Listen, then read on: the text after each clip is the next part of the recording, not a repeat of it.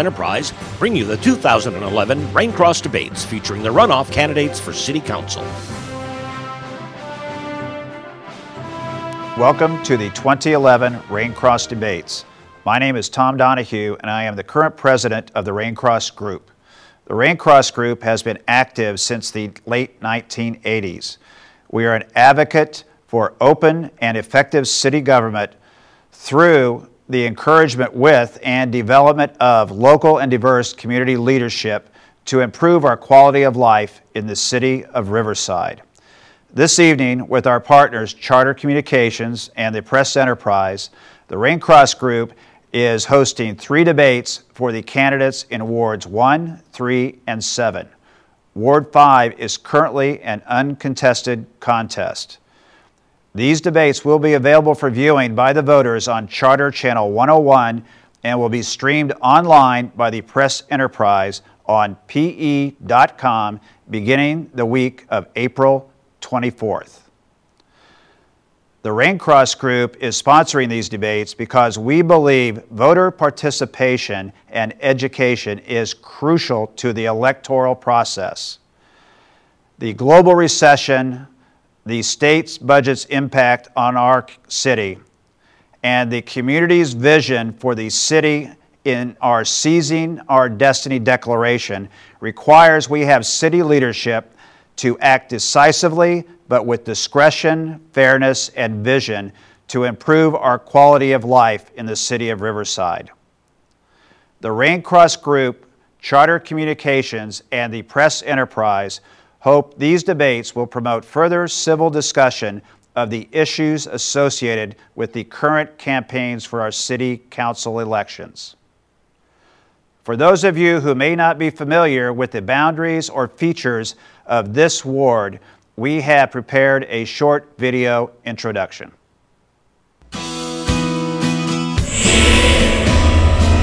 Ward 7 is at the far southwestern end of Riverside and is known by its pre-annexation name, La Sierra. It is defined by the hills on its western boundary and the Santa Ana River bottom towards the north.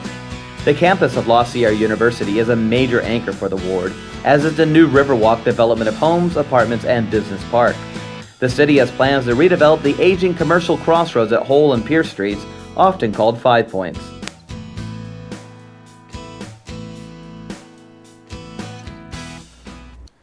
We are fortunate tonight to have as our moderator Brad Pomerantz. Brad is the anchor for Charter's local edition airing on CNN Headline News. He is an award-winning anchor and reporter for television and radio in Southern California. Thank you, Brad, for agreeing to moderate the 2011 Raincross Debates. The show is now yours. Thank you, Tom, so much. My name is Brad Pomerantz. I am the host of Charter's Local Edition, which airs on CNN, HLN, as well as Charter's Special Edition, which airs on Charter Channel 101. If you don't receive Charter, see us after. We can help you with that. This debate is streaming live on pe.com and will be archived there as well as Charter Channel 101. We thank our viewers very much for joining us. As we all know, voting is a responsibility and a privilege, and one that should not be taken lightly. It is important to participate in the electoral process, and the best way to do that is by making an informed choice. It is my hope that this debate and others being put on by the Raincross Group will help voters feel better prepared to cast their ballots and lead to high voter participation. Before we introduce our panelists and the candidates, a special welcome to Kathy Alavey, a member of the Riverside School District, as well as Chuck Conder of Chris MacArthur's staff, who is a member of the Riverside City Council, and Kristen Tilquist, who is the Chief of Staff to Mayor Ron Loveridge of Riverside. Gail Hammonds was supposed to be one of our panelists today. She is the editorial page editor of the Press Enterprise. Unfortunately, she is ill, and so we wish her only the very best.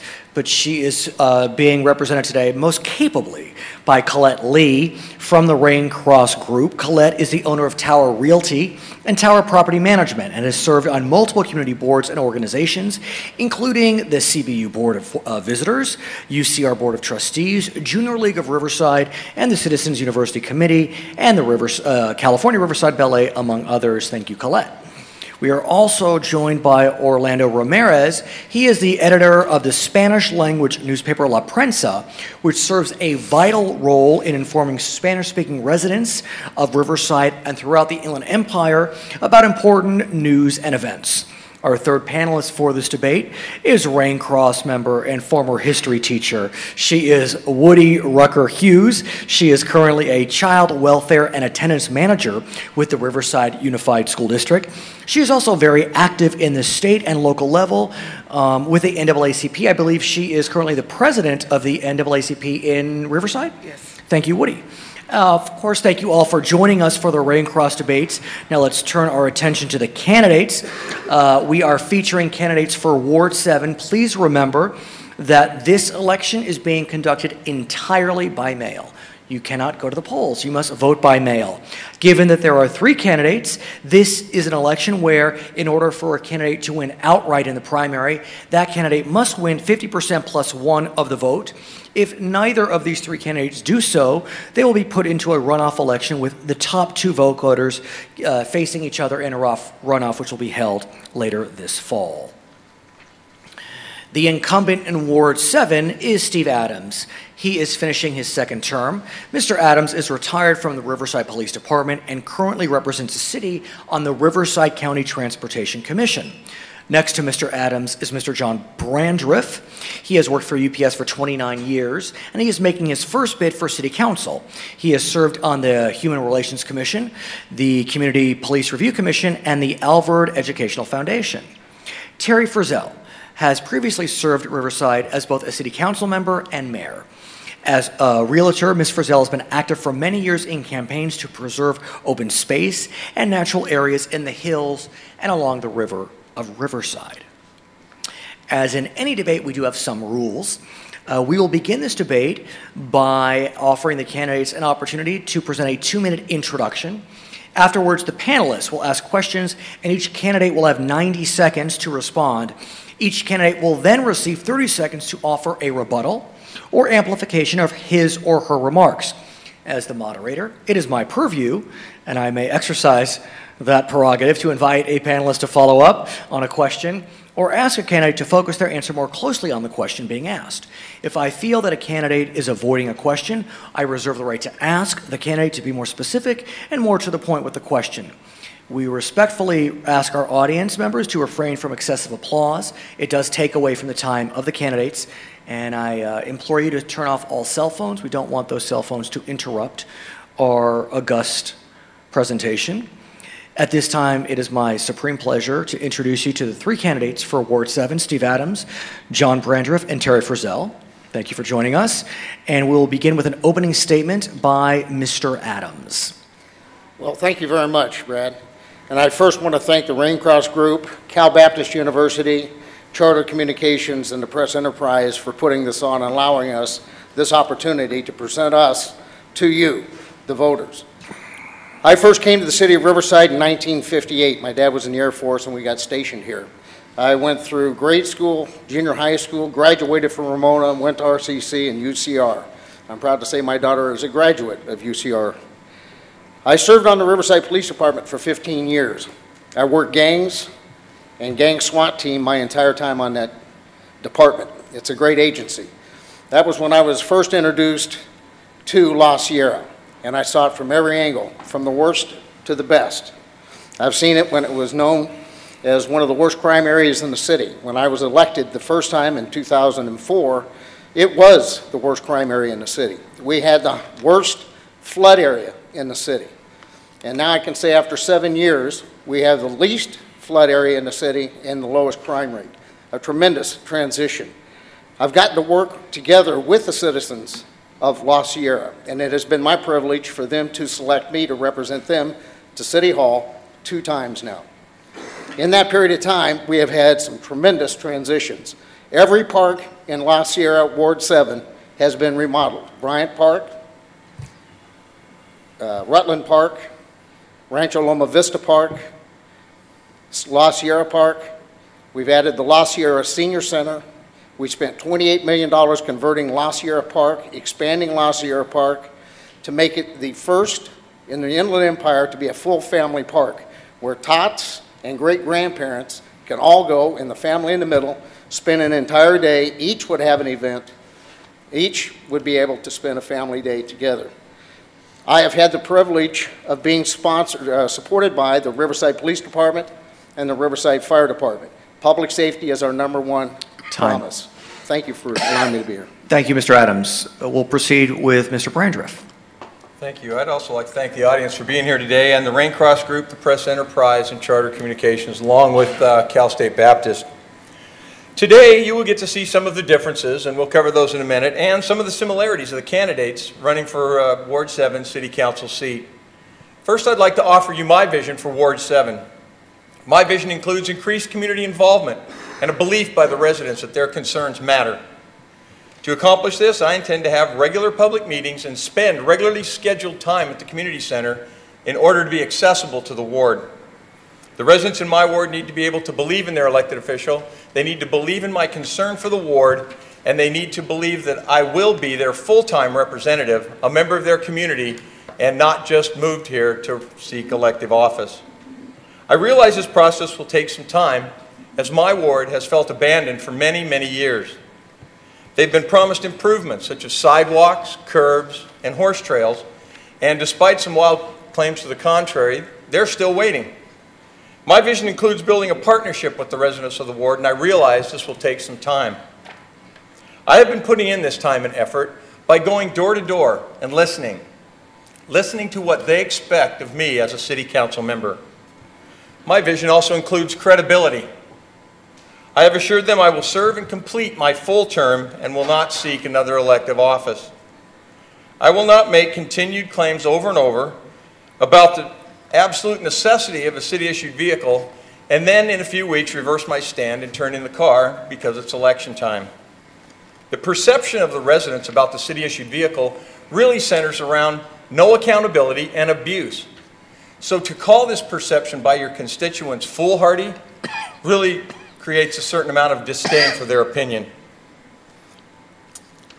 What really can be called foolhardy, though, is to have claimed to have authored the city's code of ethics and then be the only one to vote against it. Time.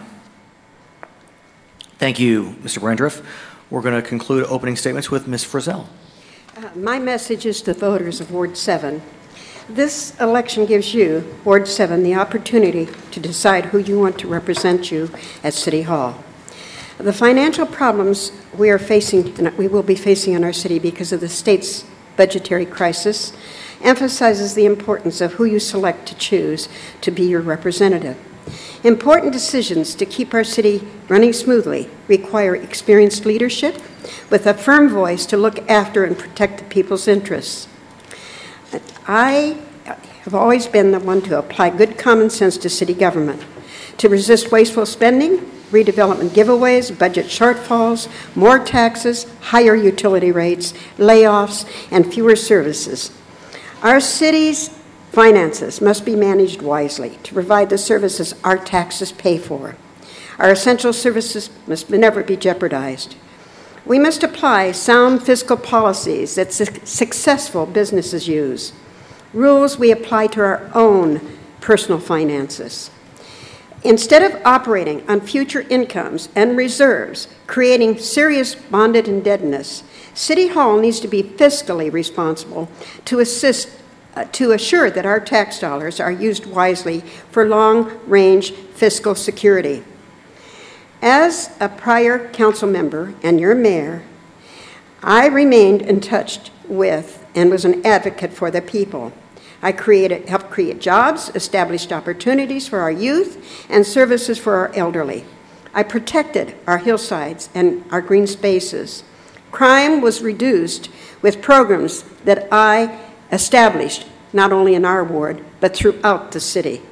I scrutinized expenditures, voted against and vetoed unnecessary costly projects, and I was there to reach, and I kept my door open and ready to hear what people had to say. Time. Thank you, Ms. Frizzell. We're going to open our questioning with our three panelists. We're going to begin with Colette Lee. Colette, please. Thank you. Traffic impacts all residents of the city. How would you address with your council colleagues the Overlook Parkway project that has been in discussion for years? We're going to start with Mr. Adams. Thank you. It is a very important question, and it's, as you know, traffic and transportation is the #1 issue confronting our city. I serve on the RCTC, I serve on Senator Feinstein's Transportation Committee, and I was appointed by our U.S. Congress to the National Multimodal Steering Committee to deal with the issue of transportation and movement of goods and vehicles through our city. Overlook Parkway is a large question that I have recommended as the chair of transportation for the city of Riverside that we send it out to the ballot, that we let the people say what they want, whether they want it. We used to look at Central as a possible cut through. We look at Overlook Parkway. There are some questions with Measure R and C that only the electorate can make that decision as to whether to make the changes in R and C to allow Overlook Parkway to go through. So this is a people's question. This is what I do as the Ward 7 representative. I always go out to my community or the people to get their input, their ideas, and their demands. I work for the people of the Ward 7 in the city of Riverside.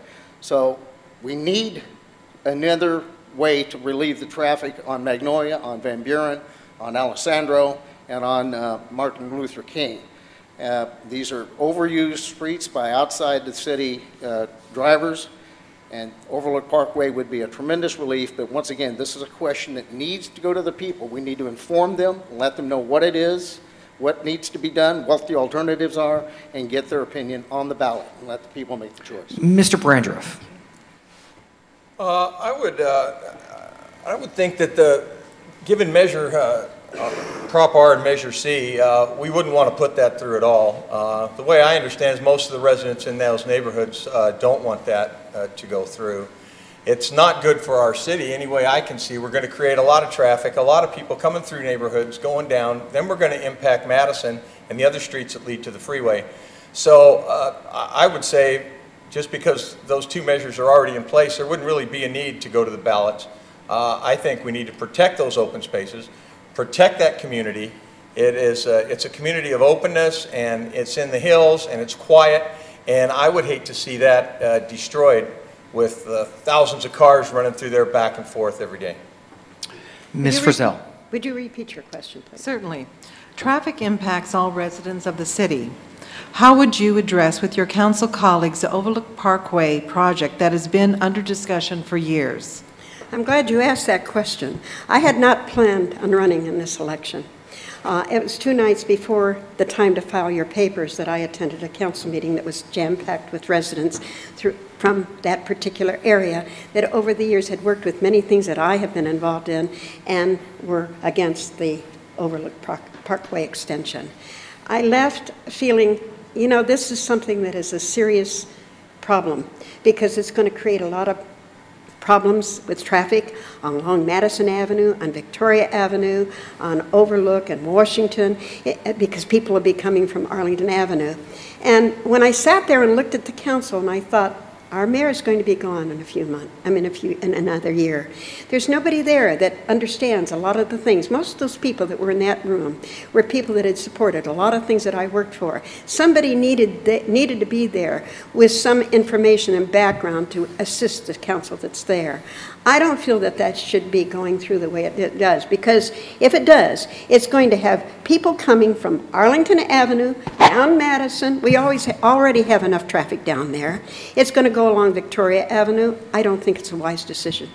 How would you address the circulation problems that our city is currently facing, and the more issues that will be impacted by traffic issues in the future as our population grows? Is that a different question? It's a continuation. She is permitted to ask a follow-up. Oh, okay.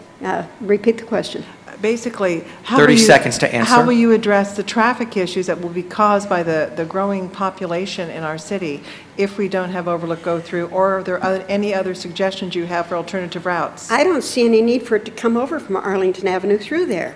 I think that there's other recourses, and I think that if you allow it to continue that way, if it goes through the green belt, you're going to have to alleviate some of the traffic there because it's going to go through the green belt, which is going to affect the Greenbelt area. And I mean, actually, the traffic is going to be on Madison, and it's going to be on Victoria Avenue. It's going to take care of itself, but it's going to be an overflow of traffic that's going to be addressed on those streets. Mr. Adams, could you answer the question presented by Colette? Well, absolutely. We are already inundated with traffic. We are an F2 freeway. That's the worst possible level of freeway you can be. Magnolia, Van Buren, Alessandro, Central, all of these are overtaxed roads. We've done all the expansions that are possible. We have to find ulterior routes to move the traffic to the freeway. And what we have, the problem is the people coming Moreno Valley, from Paris, from that area through our city to get to the 91. Until an alternative is built, we need to explore every possibility. But once again, we take those possibilities to the people and let the people make the decision as to what we do. Mr. Brandreth? Yeah, clearly, as a city council person, I would direct, obviously, traffic engineering to go out there and give us a proposal. Give us 2 or 3 different ways that we could achieve the problem. I'm not an expert in traffic, so that's why we have departments that handle just that kind of problem.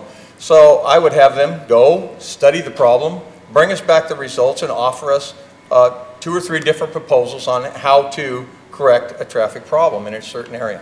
One quick follow-up. If Mr. Adams' proposal to present to the voters an initiative which would address the Overlook Parkway in the way he has suggested, how would you vote, in favor or against? One word. Ms. Frizzell? I don't think one word would answer my question. Would you support the initiative or oppose the initiative? I think I would oppose it. Mr. Brandreth? I would oppose it. Mr. Adams? Well, at this juncture, I'm going to have to say that I would probably look towards favorably looking at it, because I've seen the alternatives that the engineers have come up with. I've worked on this for over 8 years. I worked on it when I was a police officer. So I know that what the alternatives are, that they're less efficient than what this would present. Okay, thank you. We're going to continue our questioning with Orlando Ramirez of La Prensa. Considering the goals of the Seizing Our Destiny agenda, which goals do you find most important, and how will you direct and hold city staff accountable to implement these goals? We're going to start with Mr. Brandreth. Seizing Our Destiny is a great roadmap. It's a document full of all kinds of ideas, suggestions. It gives us an idea in a lot of different areas on which way we need to proceed. One of the problems with it, though, is, to my knowledge, we don't have any funding to actually go through with those plans. We don't have a staff dedicated to working on Seizing Our Destiny. We have some volunteers that look at the different issues. They each have a route to work on. Mr. Brandreth, could you focus on the question, which is, which goals do you find most important? Well, I would probably pick number 10, I believe it is, because which is that involves the community collaborative and working together. Specifically in our ward, we have a Seventh-day Adventist University, and we have a large Seventh-day Adventist population that live there. So working with the faith groups would be one of the highlights of that. I also like the part about the philanthropic? There you go. Thank you. The philanthropic aspect of it, and to develop those people in the area and in the city to be able to come up and help contribute to some of the things we need to do there. And the other part of that had dealt with diversity. And clearly, we've had some issues with diversity on the Charter Review Committee. We've opened it up 3 different times because we can't seem to get it right the first time. So for those reasons, that's a section I'd pick. Ms. Frizzell. Well, I think the term Seizing Our Destiny comes from our mayor. He's good at bringing things up like this, but I think that we have to be a little bit more pragmatic and know a little bit what our destiny is going to be about and what it involves. We plan. We have a master plan, and we revise that every so often, every 10 years, I believe, and it takes a look at some of the things that we're confronted with.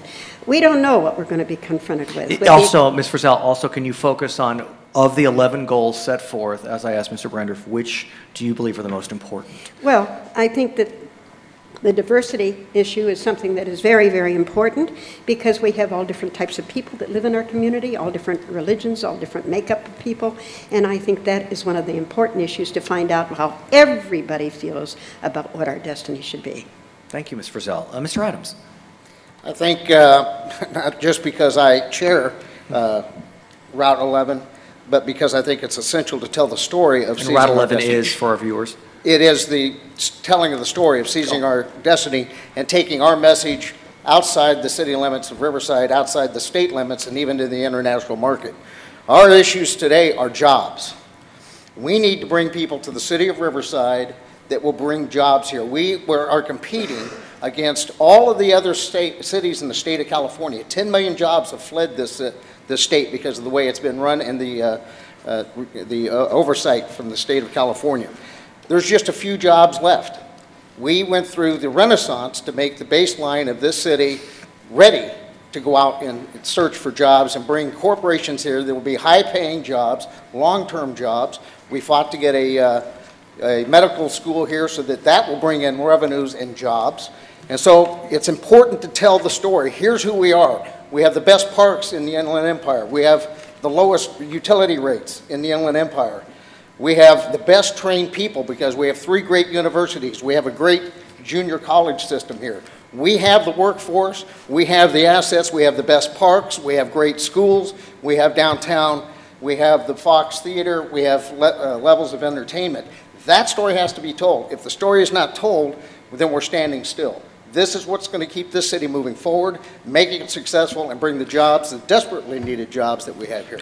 In your follow-up, 30 seconds, you may want to consider responding to the second part of the question, which is how would you hold city staff accountable to implement the goals that are your preference? We'll start with Mr. Brandreth.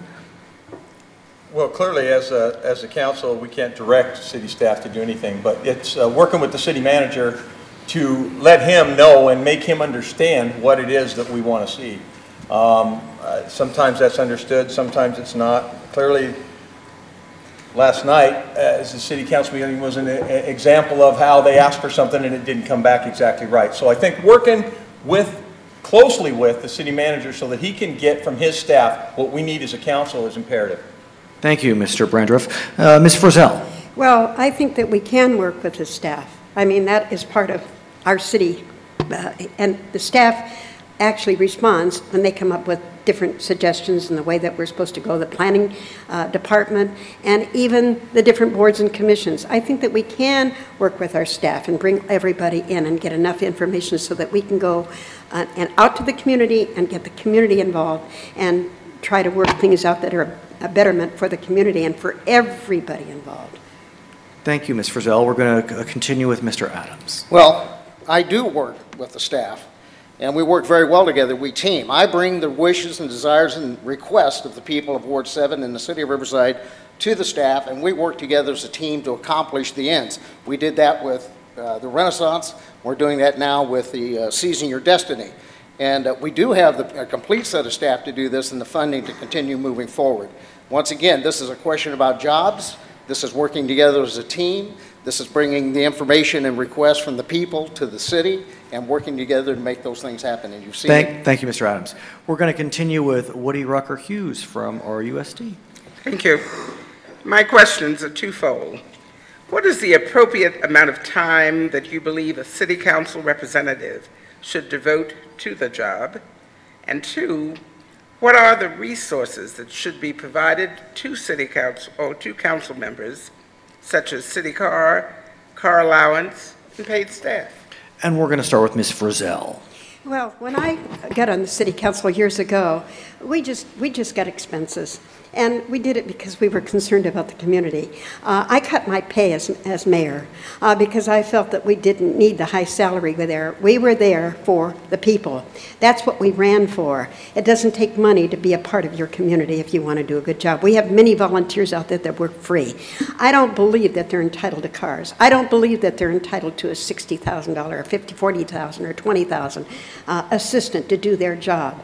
I went out in the community when it was pouring down rain with our staff, Bob Wales, the planning director, on different issues. We are there to do the job. That's what we were voted for, and that's our responsibility. Once I left as mayor, I cut my salary. What did they do? They went out and raised their pays, gave themselves cars, gave themselves assistants. That is not what actually giving yourself to the community is all about. Ms. Frizzell, what is the appropriate amount of time for a city council member to devote to the job? per week, let's say? Whatever it takes, whatever it takes. I've had calls at 2 o'clock in the morning. I've gone out on Sundays. I've gone out in the rain for days at a time when people's houses were flooded. I've gone out when they didn't have the proper sewage systems and worked with redevelopment to bring them sewers into their homes. We'll get to Whatever it redevelopment. takes. Don't worry. We'll get there. Mr. Adams. Can I get the question again? I'm Oh, sorry. yeah. Certainly.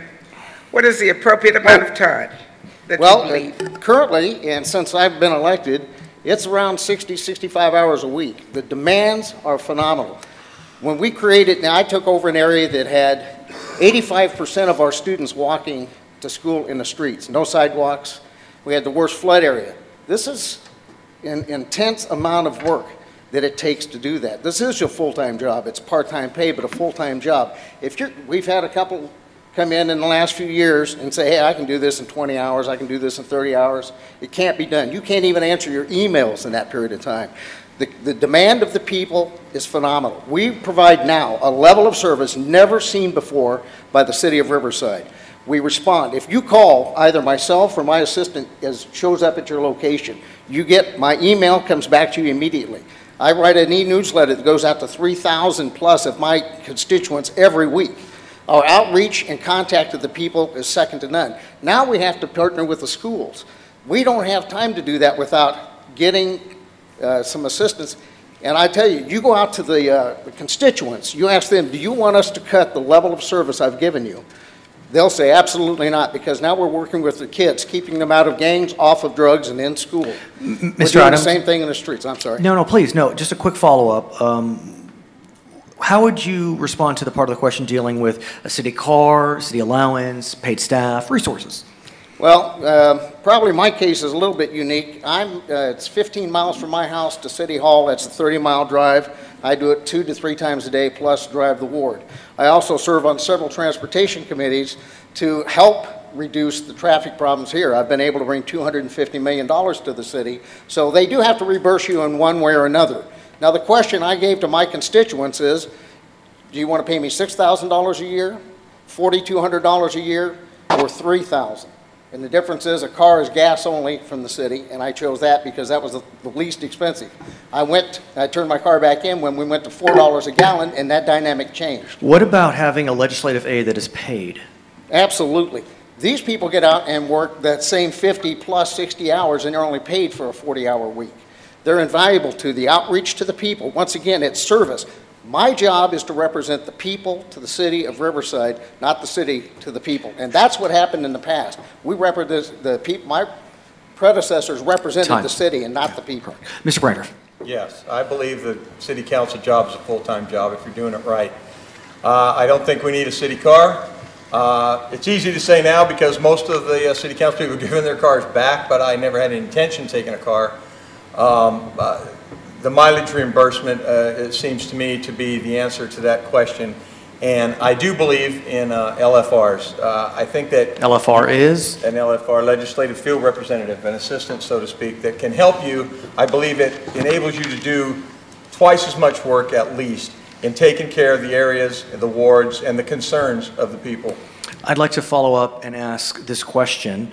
The city of Riverside is now one of the largest cities in the region, if not the state. The county has exploded 42% over the last 10 years. My question is it now time to have a full-time city council with full-time pay comparable to other cities in terms of ultimate compensation for those full-time council people? We're going to start with Ms. Frizzell. No, I really don't think that you need a full-time council person. I feel if a person runs for office and they're dedicated and they're sincere about what they're doing, they're going to find the time to do the job that they're able to do. If I can follow up, how is someone supposed to make a living if they have to work full-time? You don't run for city council if you expect to make a living. You have a full-time job. I've never heard of anybody that hasn't had a job that's on the city council other than maybe Mr. Adams. Other than that, the rest of the people all worked. And as far as they work and they still attend to the council meetings and they attend the community meetings. I worked as a real estate agent Thank you. Yeah, Mr. Adams. Full-time city council with full-time pay that's commensurate and appropriate. Well, as I just demonstrated, it's about 60, 65 hours a week to be able to do that. I think the question should go to the citizens to decide whether they want to do that or not. And how But would I you like to vote point this out. if Well, that went to the citizens? I would vote for it, and I'm going to tell you why. We have a very diverse city, and a single parent or someone with a large family would lose their income to try to do the service that the people demand and that it takes to do this. So we have excluded people that have a low or moderate income from being able to participate in city government. Then it goes back to people that are wealthy, people that are retired, people that have large paying jobs that would enable them to be away from that. So I think you're exclusionary and discriminating by not allowing the Thank you. thing to be full-time. Mr. Brendriff. Yeah, I definitely think we need to make it a full-time job. That doesn't necessarily mean we need to change the pay. I'm not for changing the pay, raising the pay, just because we're changing it from full to part-time in the charter, and that's where it needs to be addressed. We need to just change the job title in the charter to a full-time job, which it really is, and as far as I'm concerned, the pay and all that... Do you believe, sir, that family of four could live on a salary of $40,000 in the city of Riverside? They might be able to subsist on that. That's not really the point for me, though. The point is? The point is, I think we need to call the job what it is, regardless of what the pay is. If you can't live on $40,000, then don't apply for the job. There's plenty of jobs out there that people don't take because they can't afford to take them. They can't live on those. They seek a job at a higher pay. Okay, thank you, Ms. Reddiff. We're going to continue with Ms. Colette Lee of Tower Realty. Thank you. Riverside competes for residents as well as businesses. In the competition to keep young professionals and emerging talent, what do you think the younger workforce wants and needs, and what are you doing or proposing to do to meet those needs? Mr. Adams. Well, I have done an extensive outreach to our universities to get input from them as the type of entertainment they would like to see. We're horribly devoid of entertainment for our 18 to 24-year-old people out here. We are trying to bring it in, trying to recruit it. But first, again, through the Renaissance, we had to make the city ready for those types of businesses. But you need to do that type of outreach to those people to find out what they want. I've had community meetings with them. I've gone on campus. I serve on the board of the School of Business for La Sierra University, and I meet with the SIFE team, and we do outreach to find out what would our high school kids like to see, what would our junior high school kids like to see, and what would our college and university people like to see. So we can go out and recruit those types of entertainment for them to stay here and spend their money. You know, for every 100 students, they spend $1 million a year, college students. Right now, they're taking that dollar somewhere else. We want them to stay here, not get on the road and drive on a Friday and Saturday night, and we want them to stay in the city, spend their money here, be safe, and enjoy what we have. This is a great city. We have great universities. We have more than 50,000 students here. We need to get them included in what goes on in this city. Yes, Mr. Brandreth, please. Can I get a clarification on, did you mean stay like overnight on the weekends, or are we talking about staying after graduation from school? Well, I think it's really a twofold question. I think both those are legitimate responses. Okay. And if you would also address not only university students, but also young professionals. Well, we need to create for the university students a system where they can interact. I think we have 3 universities and a city college in this city, and I think we need to develop a way where mass transit, buses, whatever it takes, will interact between all those schools, routes, lines, whatever it takes to get those downtown and to get the ones from downtown out to the other end of town. As far as bringing them back to the community after they graduate, we have now a university that's going to have a medical school. We need to start developing and bringing in medical businesses, biotechnology businesses, those kind of things into the city so that these people, when they graduate, will have jobs to go to. In addition to, those will also create warehouse jobs and other lower level jobs just by having them there. So it serves a dual purpose in my mind. Mr. Brandreth, I want to follow up. You brought up an interesting point about the medical school.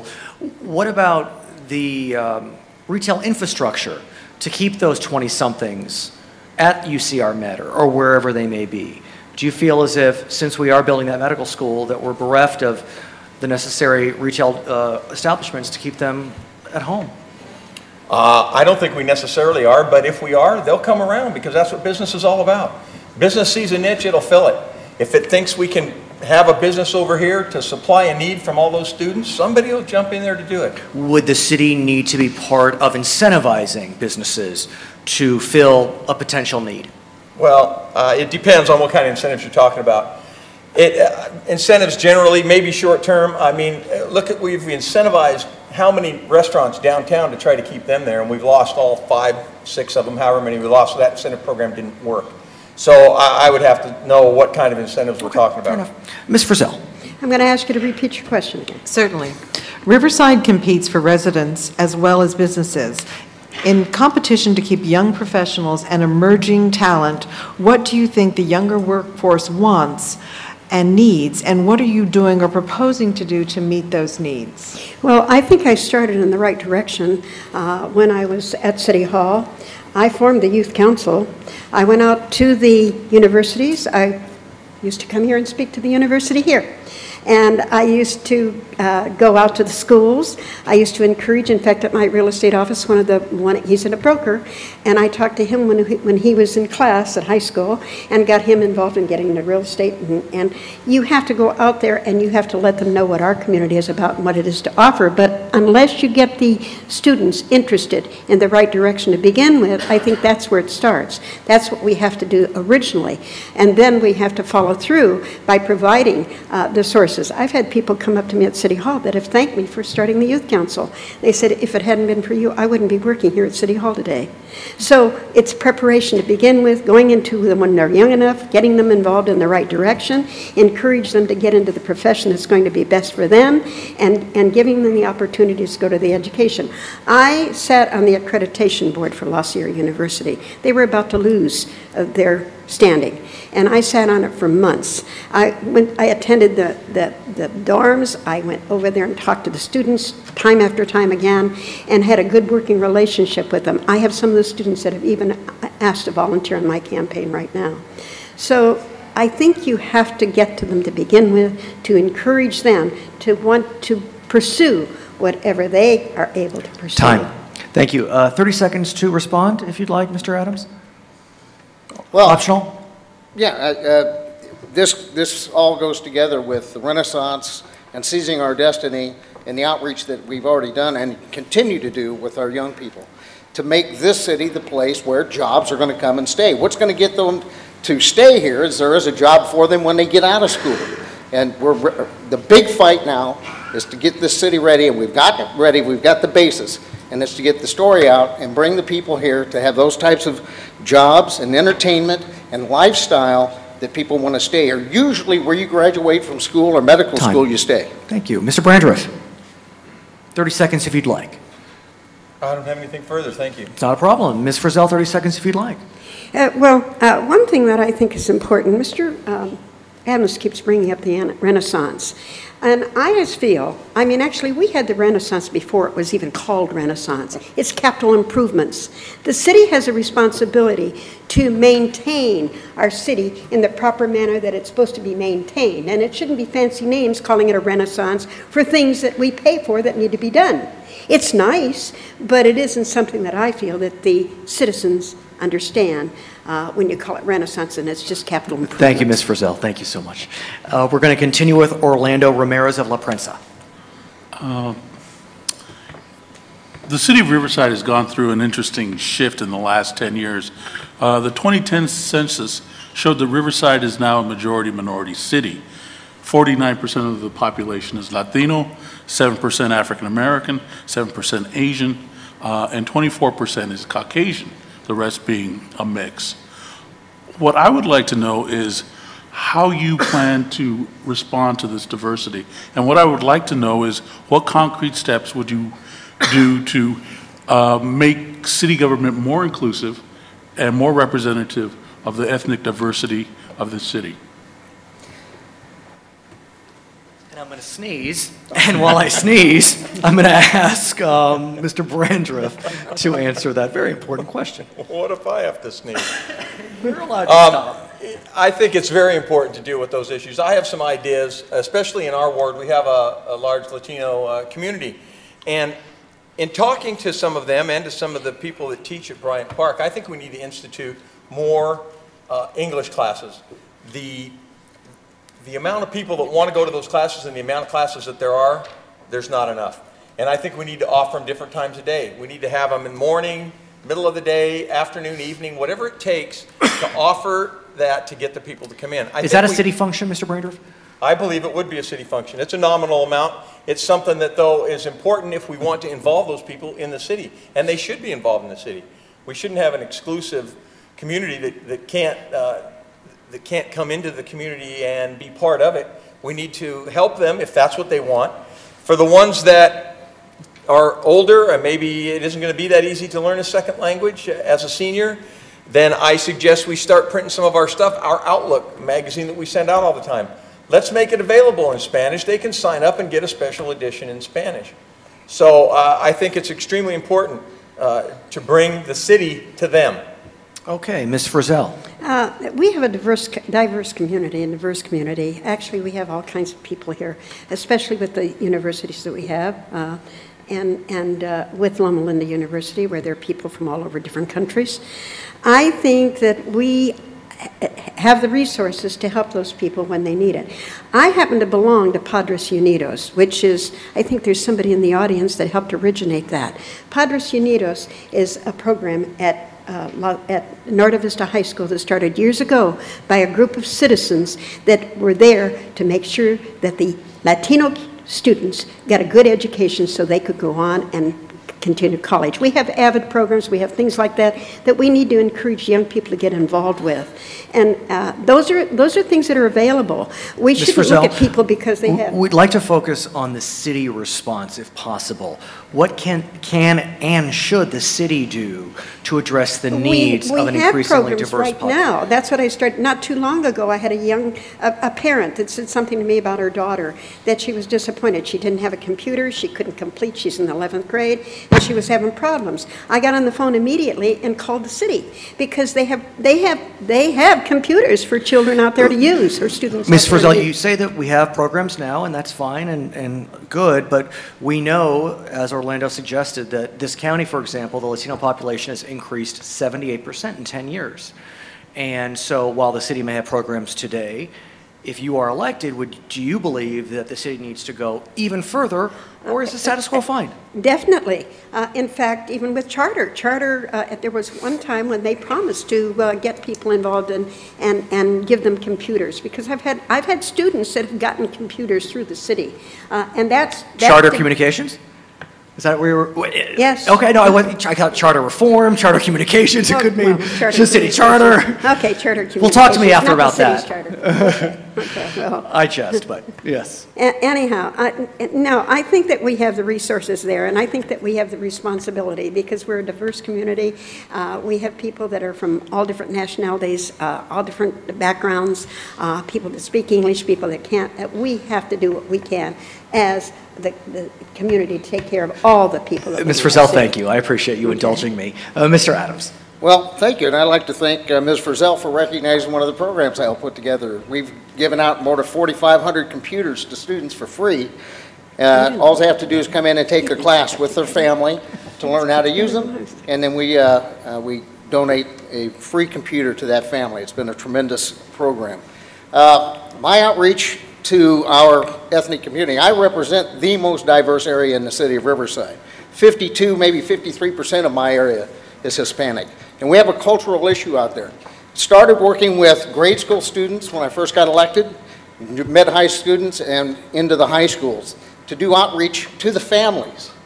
Because without family and parental involvement, you're not going to have success. Many of these families or these kids are first-time generation high school students. In other words, nobody else in their family has attended high school.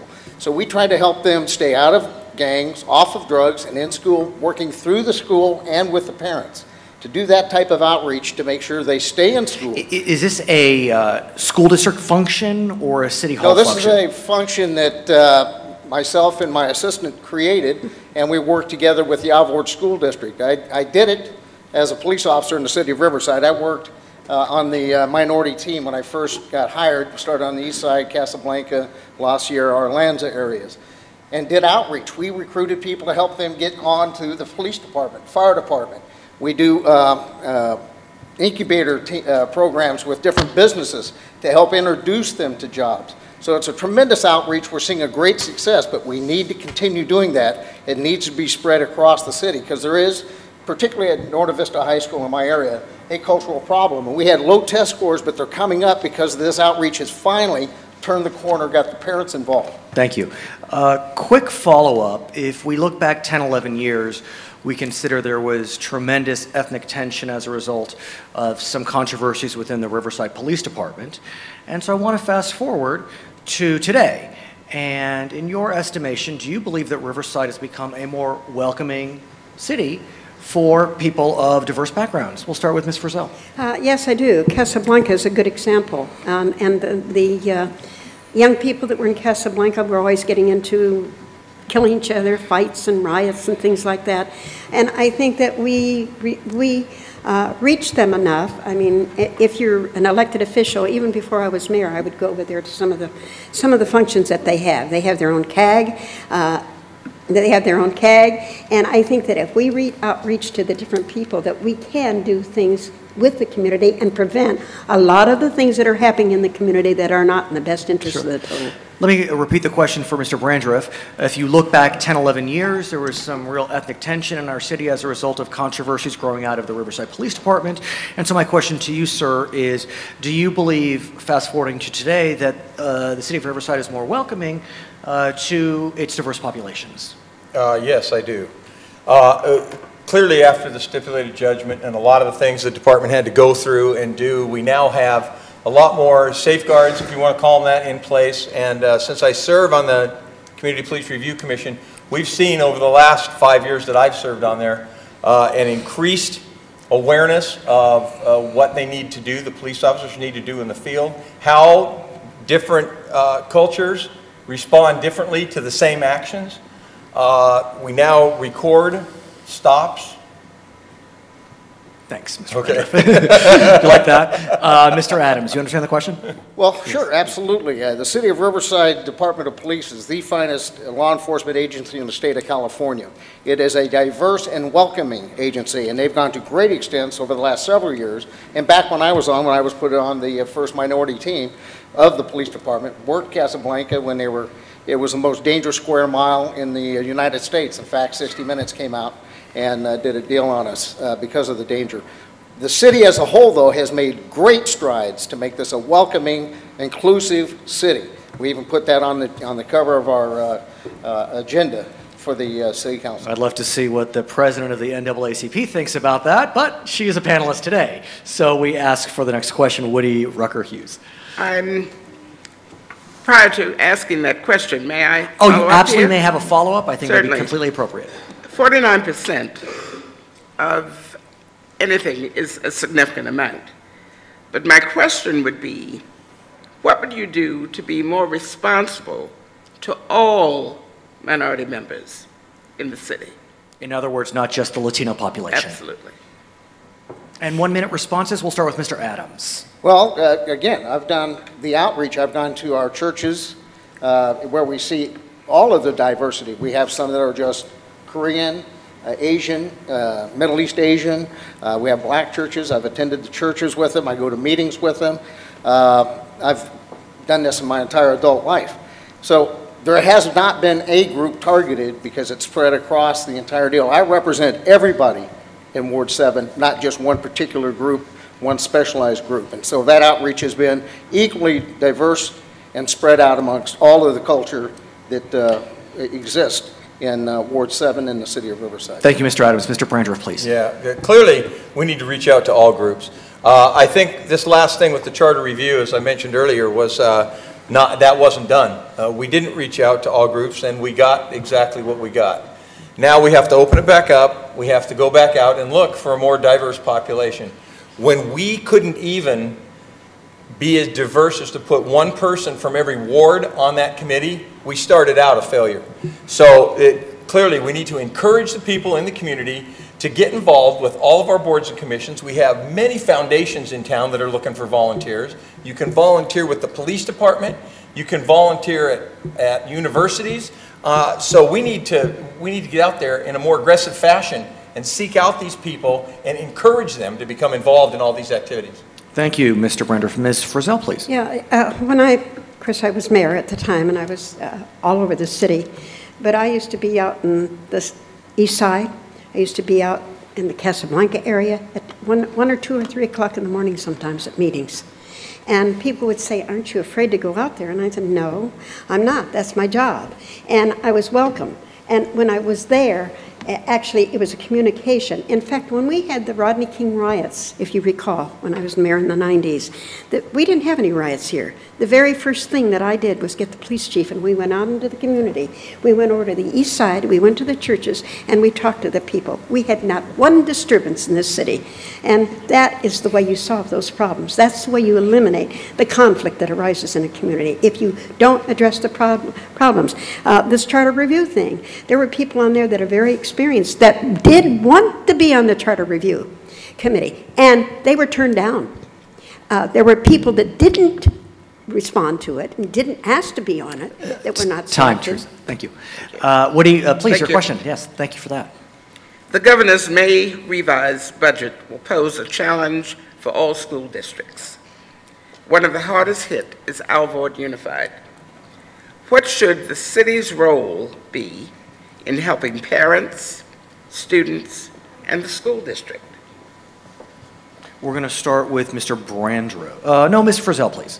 Well, that's an easy question for me because when we had the rush that we were a sleepy little city and we had Orange County moving in, our schools were very, very much overcrowded.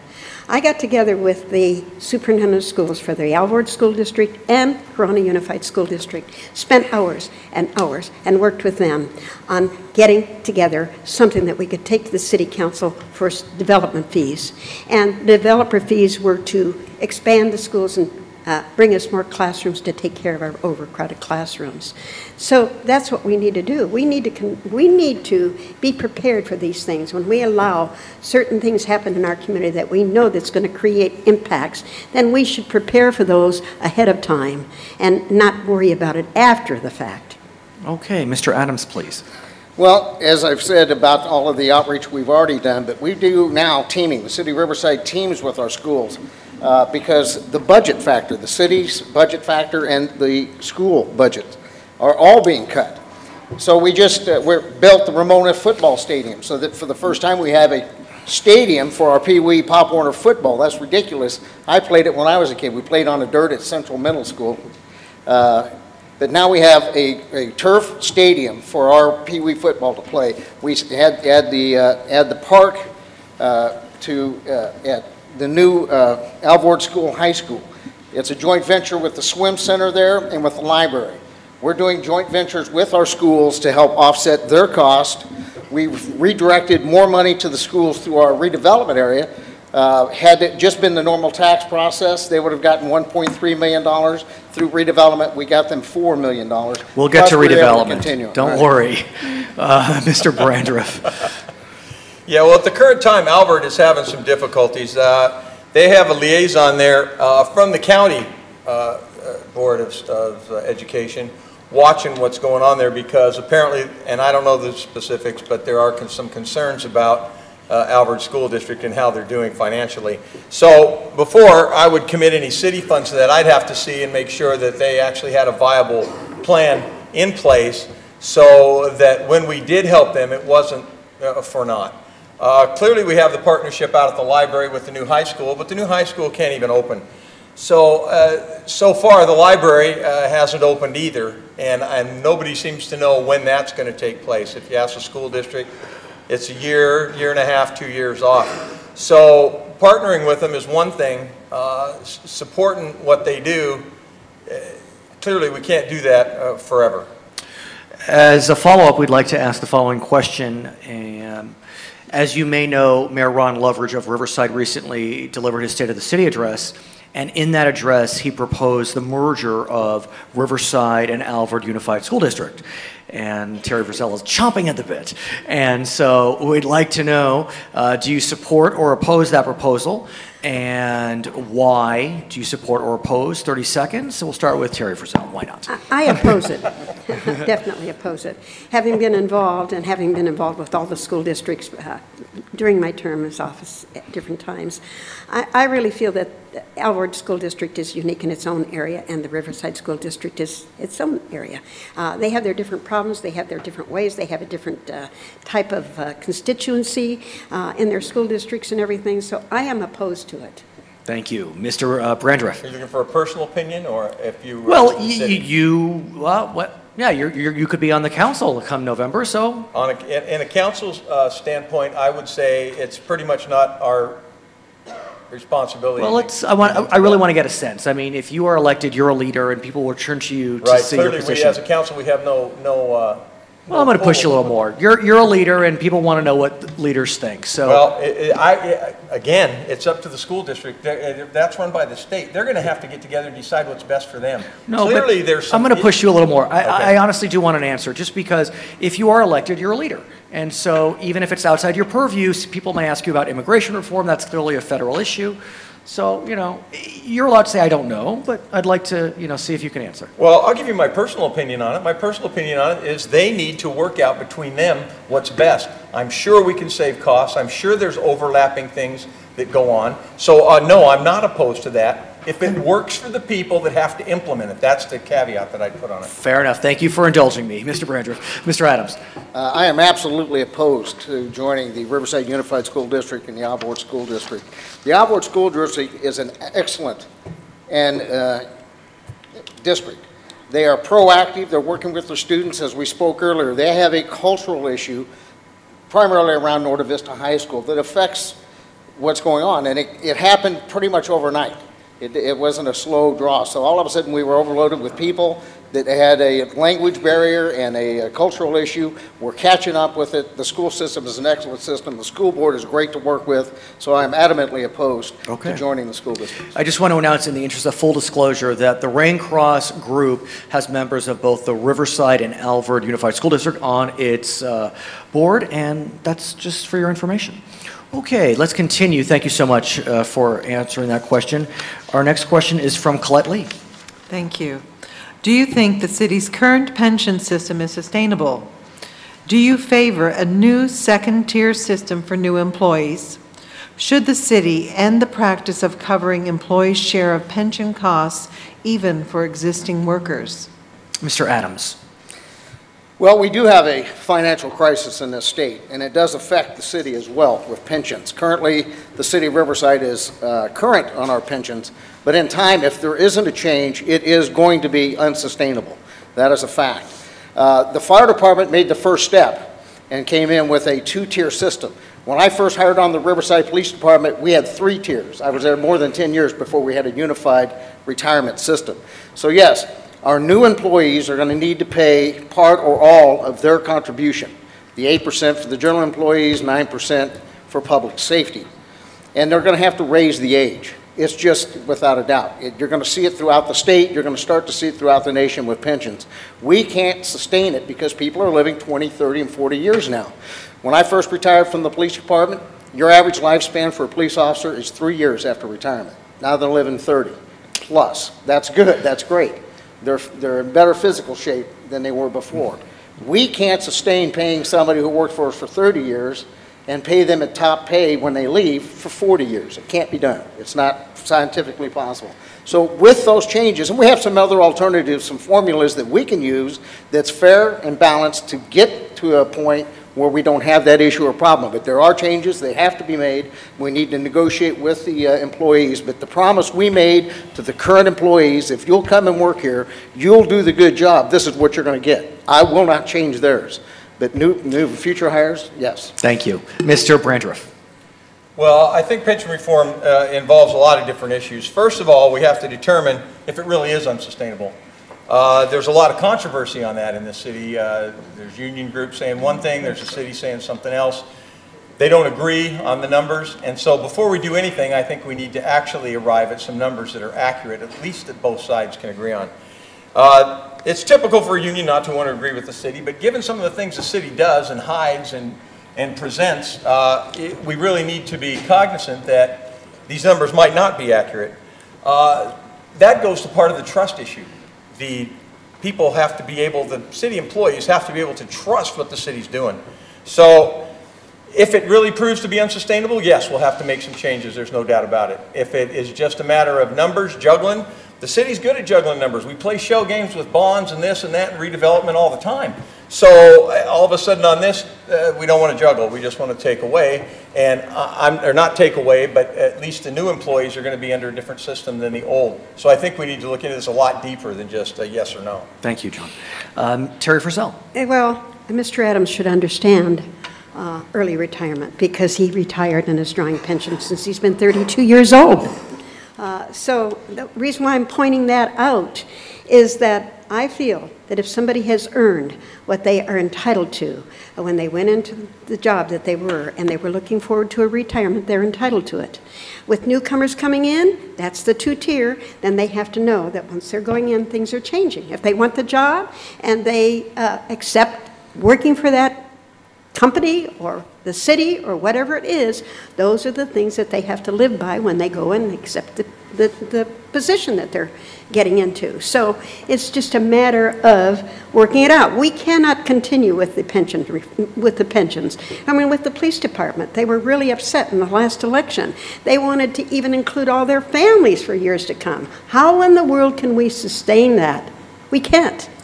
There's not enough money from the average working person to take care of their own lives, let alone take care of somebody that wants to retire very young and get money from them to live a good life when they're working to try to make ends meet. Just to be clear, do you favor a two-tier system at this stage? Yes, I do. Quick follow-up, and then I want to talk about redevelopment because Mr. Brandorf brought it up, and it's a great time to do it. We'll start with Mr. Adams. For a quick follow-up, if you so choose, a 30-second follow-up. You know, I've stated that it is unsustainable over time, and we need to make those changes now rather than later. The reason why the city is the only city of Riverside is the only city in the state of California that has a balanced budget, $43 million in cash reserves, and we are current on our pensions is because we started early when the economy changed and we went into a crisis. So we need to do that again now so that our future workers are guaranteed a pension when their time comes, but it will be a two-tier pension. And that our current workers, we will keep the promise that we made to them when they first started here. Any response to Ms. Frizzell's statement? Regarding my early retirement, yes, I was injured and wounded as a Riverside police officer and was retired because of those wounds. Okay. So, Mr. Brandorf, quick. I had no option at the age of our retirement. Mr. Brandorf, quick 30-second response, if you'd like. Yeah, the one other thing that I'd like to cover is we're looking at the CalPERS system is now into double digits in growth, and now is the time when the city wants to rush in and do this, and I'm not sure that that's the ideal time to do it. It just looks like maybe we're going to have some recovery on their part, and if we do, and if they do, then we're not going to have as big a problem as people are claiming we're going to have. I need to continue on this line with you, Mr. Brandorf, only because I don't know many politicians or intended politicians that are saying what you're saying. Virtually everyone running for office, and it's not right or wrong, it just is talking about pension reform. We can't sustain this. So I just want to really pursue this position because it is unique in 2011. Well, the other part is we're not looking at upper management or city council, for that matter. We're not looking at doing anything with theirs. We're just looking at the city employees. And if we're going to do this system, then why aren't we including those?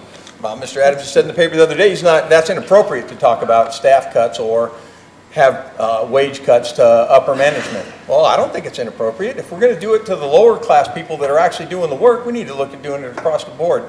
That in itself is, to me, a tip-off that there's something else going on. I just am not buying into the current. I'd like to comment on one thing. Please. I never made that statement in the paper. And by the way, the city council and upper management staff has just taken a 10% cut in benefits across the board. So misrepresentation completely by Mr. Brander. Okay, thank you. Let's continue with the fireworks, Ms. Frizzell. I'm glad he brought up the 10% cut, because to me, when you start at you're down at the lower level, and then you're way up here, when you have the city managers, some of them are making $300,000 and $400,000 and $500,000 a year, going from one city to another and getting elevated pays, and that poor little person down at the bottom of the totem pole, 10% doesn't mean much to that person when they're only making the lowest wage in the whole picture of the whole thing. So yes, I think we need to I think that we need to do a lot of things that have to do with merit, and not just maybe give some treatment to people that are doing a good job about something, and maybe that they've earned extra pay because of extra responsibility that they've taken on, but just to have an automated adjustment for pay raise each year, like the 10%. Time. That, to me, is not right.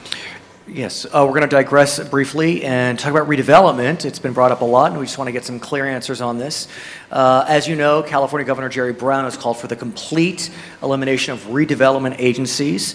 There are over 400 redevelopment agencies in the state of California, spending about $5 billion every year. And so, simply stated, we'll start with Ms. Frizzell. Do you support or oppose Mr. Brown's proposal to completely eliminate redevelopment agencies? And we'll give 1 minute, please. No, I'm not totally against redevelopment.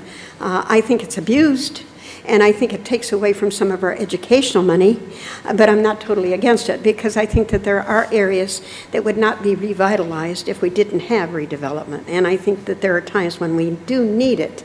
So I'm not totally opposed to it. I don't feel that we need to rob it any more than we rob take the money from redevelopment just to give to big developers. I think that we need to look at it a little bit more closely, any more than I think it's fair for us to go into our city-owned utility, and it's one reason why we can balance our budget so good, is because we have that utility that even our mayor wanted to sell our utility so that we could get money out, and that's money that we own that utility, and that gives us an additional income to help us overcome some of our financial problems. Mr. Brander. Yeah, redevelopment. At this stage and in the current form that we're using it, yes, I think it needs to be abolished. I think we need to, if we want to do redevelopment, we need to come back with a different system. It's being abused. Like I mentioned earlier, we're giving redevelopment money to restaurants to keep them in business that can't stay in business. We're just hundreds of thousands of dollars over that. If you go to the state controller's website at this point, our city, our redevelopment agency reports $1.5 billion indebtedness. The last report stated we did 21,000 square feet of rehab and we produced 0 new jobs.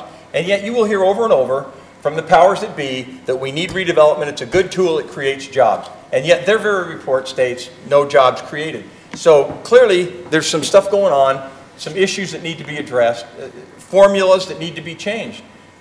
We need to address blight when it's there, but just to use redevelopment to do fun projects and here and there and everywhere is like, that shouldn't be happening. Thank you, Mr. Brander. Mr. Adams? Well, redevelopment has proven to be the life's blood of an older, fully urbanized city like Riverside. More than 350 cities of the 420 cities in the state of California live off of redevelopment. 1 million jobs are going to be lost if they terminate redevelopment. 17,000 in this city right now. We created more than 50,000 jobs during the Renaissance because of redevelopment. Every park in the city was completely rebuilt because of redevelopment. Every library was rebuilt. 5 new fire stations, 50 new police officers. Everything that you see, sidewalk, curb, gutter, came from redevelopment. When you're a fully urbanized city, you have no choice because you have blighted areas, and if we don't go in and overhaul them, they stay that way and the city goes dead. The example, San Bernardino. We were headed towards San Bernardino 10 years ago. We would have been just like them today had we not instituted redevelopment. More money went to our schools. Like I said, we would have had 1.3 had we not had redevelopment. We've gone to $4 million to our schools. So we've increased the schools, we've renovated our city, and we've made it the premier city in the state, in the Inland Empire. Thank you, Mr. Adams. Thank you very much. Let's continue with Orlando Ramirez of La Prensa. I'd like to ask a question about transparency, particularly in light of regarding the recent appraisal of the Marcy Library, which was brought out by a couple people who were brought the issue out in terms of the appraisal, and also in the past the discussion about the car allowances and various council perks. What changes would you make to ensure more transparency in City Hall and provide timely access to public documents pertaining to city government? Well, we have the public. We're going to start with Mr. I'm Bradford, sorry. Steve. Yeah. Well, number one, we have some things on the books that we should be doing. However, when you go downtown or you call to get records, you can't get records. If it has Mr. Priamo's name on it, I was informed the other day, that makes it a privileged document, and they don't have to give it to you. So if you have to, like Kevin Dawson and Karen Wright, hassle and hassle and hassle to get documents, there's something wrong with that. There needs to be a process clearly outlined, and this is something that can be dealt with the charter because we're in that process right now. The process needs to be outlined, it needs to be easy, and you need to have somebody there to assist any resident going in there and getting that information. That's what we need to do to create transparency. Thank you. Ms. Frizzell. Well, you know, the city council has the responsibility to let the community know what's going on. And I'm not so sure that they were not aware of what was going on in this transaction. They had to be aware of it. And so that, to me, is something that I think you need to start right there. They have to get all the facts, and if they can't get the facts from the city manager or the city attorney, then they should request them. Just like last night, there was an issue about something that, you know, with, well, it was part of an issue that transparency is important. If you can't get that information, how are you going to correct a problem? And the city's business is the people's business. And so it should be open and above board and ethical, and there should be no bars when they go down and ask a question about what they want to know. Because it is their city, and it's their business. And they have it's their taxes to pay to run it, so that we have to do that. So transparency is something that is an essential thing by all the city council, not only the city council, but the city manager as well, and the city attorney. Mr. Adams. Well, the city of Riverside is transparent, and we have one of the most citizen-involved cities in the state of California. We have the most advisory committees and commissions in the state of California, where they are involved in every transaction and everything that happens in the city of Riverside, from parking to building to libraries to art museums. So we have that participation. We have the Public Information Act. There is some things that cannot be released, legal documents where the city attorney represents employees or employee records. That cannot be released. And that's the law. That's not us holding it back. I passed an ordinance that put our financial records on the internet, so anybody can find out where we are financially and what monies we receive as a city council member. Accessibility is just as important as transparency. So I have been the most accessible council member in Ward 7 in its history. You can call me at home, you can call me on a cell phone, I have an assistant that you can get to. We respond to your call, we come out to you. That's also transparent. I have the most town hall meetings and community meetings, but I don't make the people come to me. I go to their neighborhoods, I go to their homes and set up and talk to them. We've had 3 meetings since our last debate. I have another one tonight.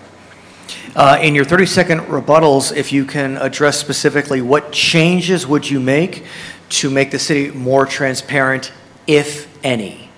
And please be specific. Ms. Frizzell. Well, for one thing, I think when you're a council person or an elected official, you should live in the area that you are going to be responsible for.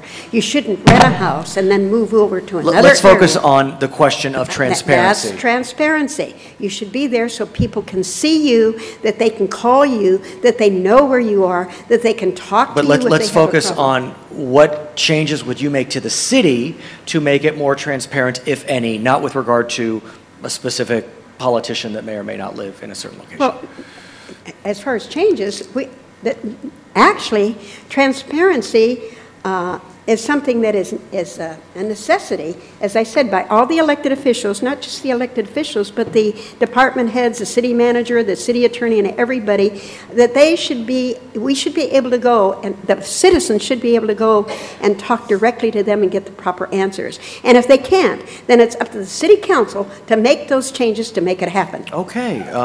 Mr. Adams, please. Well, we've gone to those extents. We televise the council meetings and other meetings. We put it on the internet because charter was the only way to get it on TV, so we put it on the internet so people anywhere can watch what goes on with their government, and they can participate if they wish.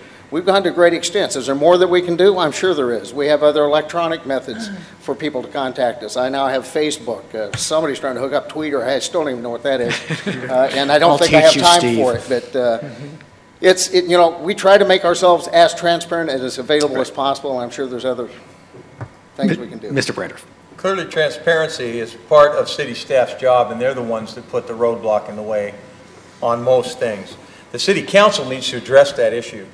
Clearly, last night at the city council meeting was a prime example of how Mr. Priamos, according to the city council, overstepped his bounds and did some things that he shouldn't have done. It wasn't in his purview to issue letters about whether a case should go forward or not. So when you have him doing that to the council, you can just imagine when you're a normal citizen going there trying to find out information, how difficult it is. Thank you so much, Mr. Brander. Our final question is from Woody Rooker Hughes from the Raincross Group. Thank you. Ward 7 has been called the gateway to Riverside. What is your vision on the development plans for 5 Points, the area around Kaiser Hospital, and Riverwalk? And just to clarify, those are 3 separate areas. So it's 5 Points, the area around Kaiser Hospital, and the Riverwalk. Your intonation was perfect, but we just want to clarify. And we're going to start with Mr. Adams. Okay, well, thank you, because I was the one that named La Sierra the gateway to Riverside. Prior to 8 years ago, it was known as the Lost Area or Lousy Area. We've had tremendous transition. 5 Points is going to be a village. It's 40 years past due. It's been demolished. The street improvements are nearly done, and then we are holding community meetings so that the community can decide what they want there. I understand we have a sit-down restaurant, the first one in our ward is coming, a Walgreens possibly, or a some similar type store. I did a survey of the people of Ward 7, and they wanted a gas station, so a gas station's coming there.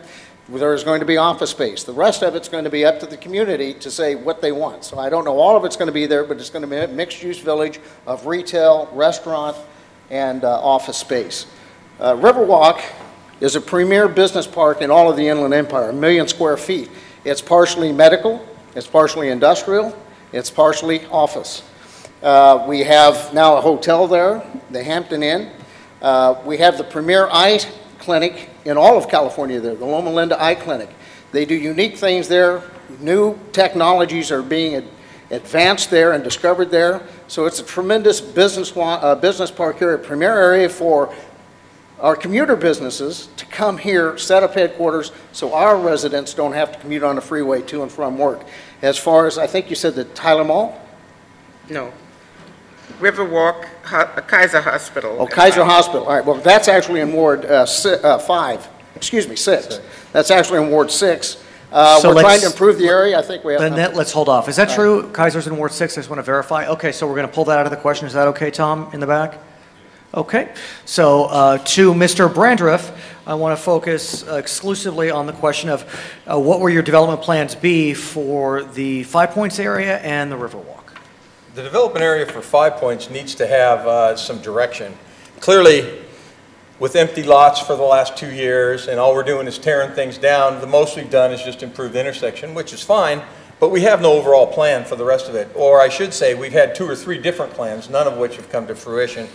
Now, apparently we got some other plans, but if you go to development or planning, none of these things are in the works. None of these things are being worked on at present. And I want to open it up to the community to see what they would actually use there, what they're going to patronize. We need to put stuff there that the residents in the area are actually going to use. We can easily figure out what to do there. I've already heard we need to bring back the meat market that is no longer there. The mattress store and that, people want to see an equivalent kind of thing come back there. People use those facilities. They use those stores. Riverwalk's great. It's a great development. The economy kind of took a hit on it. If you go over there, there's a lot of places on the industrial stuff looks maybe half empty. The high rises are way more than that. So we need to get our development department on board. Like I said earlier, we got a college or a university that's going to have a medical school. We need to start filling those with that kind of business in the industrial and in the medical healthcare field in those buildings. Thank you. Ms. Frisell, please. Mr. Adams brought up the gateway, which was something that he kind of was responsible for talking about years ago when he was first started running. And actually, when you're coming from Norco, that's what he called the gateway to Riverside, which is not the gateway to Riverside, but that's what it was called because of a development that he wanted to put down there that would impact our river bottom, our scenic area down there, our wonderful hills that you enjoy and you can see all over the city. La Sierra University backs up to those hills, and 5 Points is an essential part of La Sierra. I would support anything that goes on down there as long as the community is involved, but I would want to watch it and guard it so that it doesn't ruin the character of our community. We like 5 Points. People were very, very upset, even the Adventist community who's been there for years and it's their home, that they were upset that they saw a lot of things disappear over there that were things that they look forward to. If they can expand it, include the students, and make it still compatible with the rest of the community, our rural lifestyles, our hills, our river bottom, the people that like to ride horses, those are the trails that I got in, the horse trails, those are things that, the bike trails that I got in along the river bottom, these are all things that have to work together. And if 5 Points is going to be able to do that, then that's where I want to be a part of it. Thank you, Ms. Frizzell. We have 30 seconds for comment. We're going to start with Mr. Adams, please. Well, as I stated, this is a community-driven, 5 Points is community-driven, community design, just like Doty Trust Park. The community, I've already had 5 meetings. We have at least 3 more planned. We have 3 different developers that have the basic plan, but until the community gives them the final decision on what they want there and how they want it there, no, it hasn't gone through planning yet. But the planning is from the people, so we're doing that.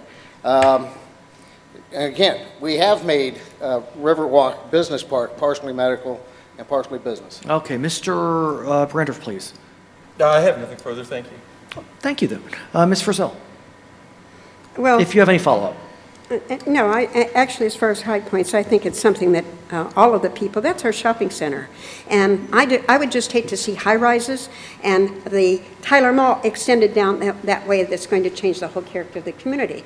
That's what's so nice about our community. We have different little neighborhoods in our community. We have the horse stop, we have the rural residential neighborhoods, we have the Norte Vista, which is more smaller lots and things like that, but we need to keep the character of our city, and anything that we can do that way, I'm for it. Thank you, Ms. Frizzell. Before we go to closing statements, I want to thank our august panel for their outstanding questions. Colette Lee from the Rain Cross Group, as well as the owner of Tower Realty and Tower Property Management.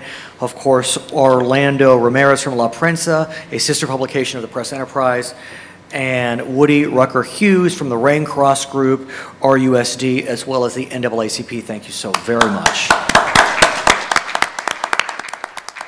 And we now have time for closing statements, 2 minutes total. We'll start with Ms. Frizzell. Well, I am running to represent Ward 7 because I believe Ward 7 residents have been neglected for the past 8 years by our past city councilman who didn't live there.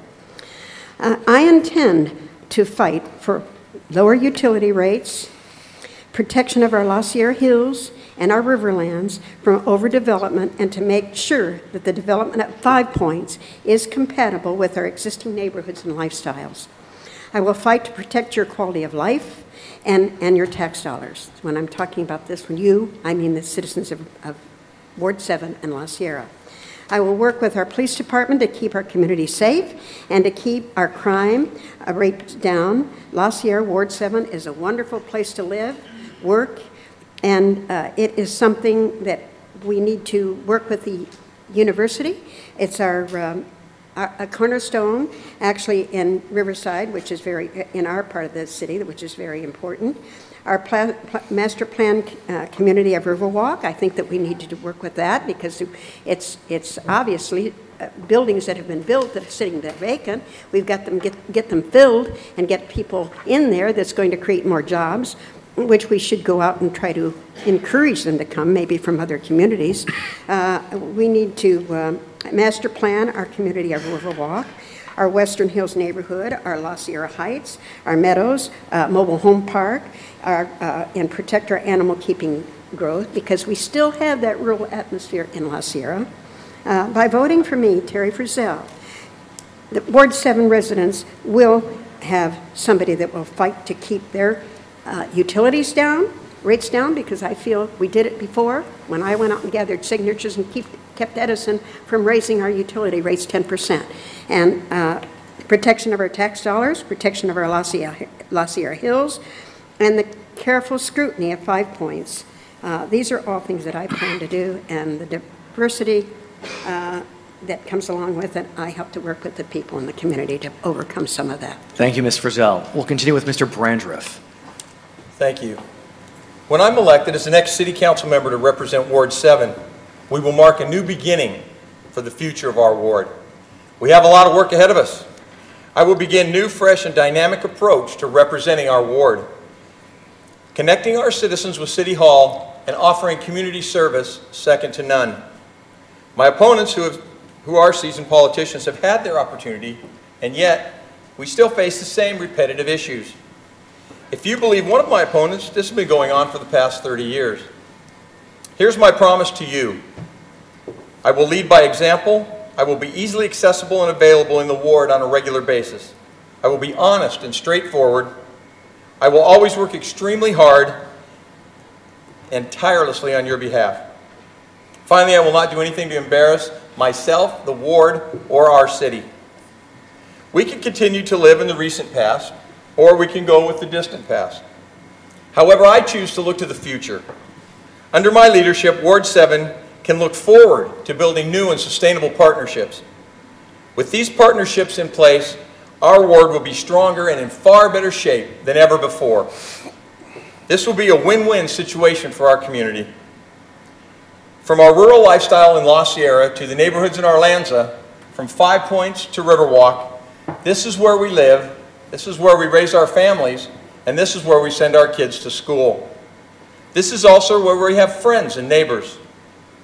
Working together, we can preserve our community for our children and for future generations. This is our future. This is Ward 7. This is home.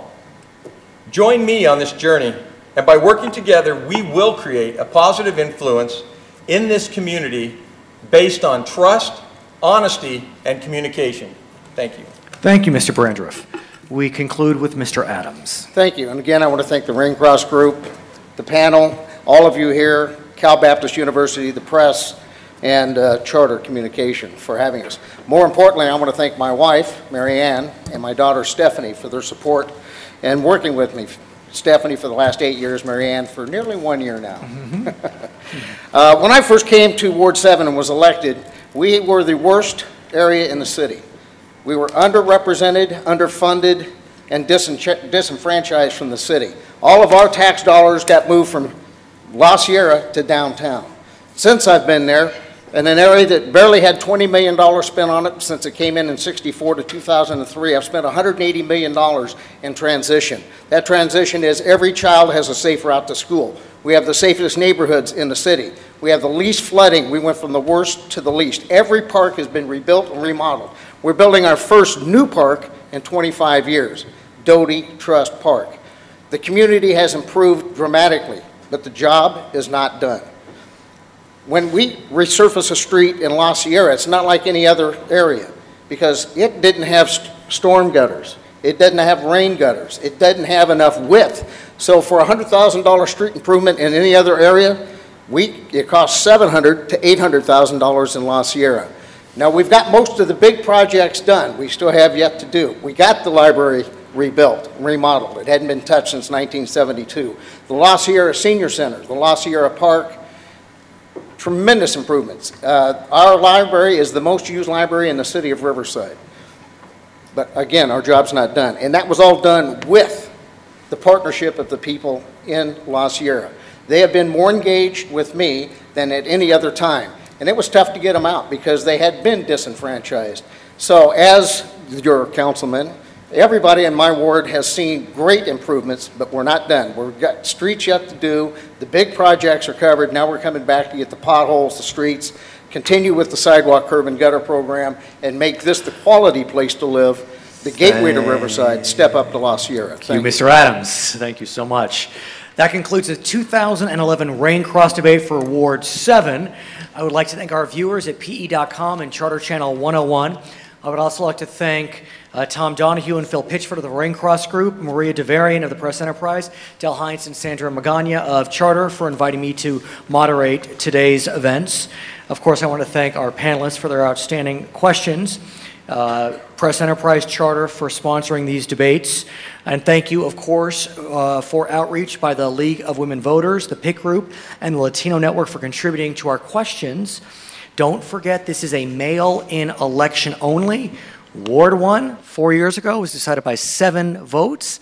Every single vote counts. And finally, a huge thank you to Cal Baptist University for their ongoing support of the Rain Cross debates. They have been key to our success. We could not do it without them. With that, good night. Thank you so much. My name is Brad Pomerantz.